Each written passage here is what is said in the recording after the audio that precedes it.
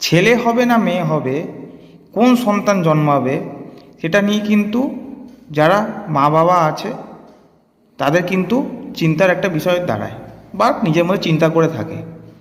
কিন্তু অনেকে আবার এই চিন্তাটাকে ক্লিয়ার করার জন্য হসপিটাল বা নার্সিংহোমে গিয়ে ভ্রূণ যাচাই করে। এইটা কিন্তু একদমই সরকারিভাবে কোর্ট থেকে কিন্তু নির্দেশ দেওয়া আছে, ভ্রূণ যাচাই কিন্তু দণ্ডনীয় অপরাধ। তাই এখনকার হসপিটাল বা কোনো নার্সিংহোম এটা কিন্তু এসব বন্ধ করে রেখেছে।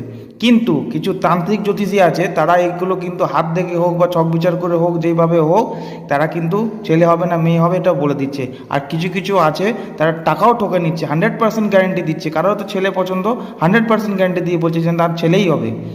এইগুলো ভুল ভ্রান্তি কিন্তু করতে যাবে না। এইগুলো করে কিন্তু অনেক সংসার নষ্ট হচ্ছে, অনেক বউকে কিন্তু তাড়িয়ে দিচ্ছে, পুড়িয়ে দিচ্ছে, মেরে ভাগিয়ে দিচ্ছে।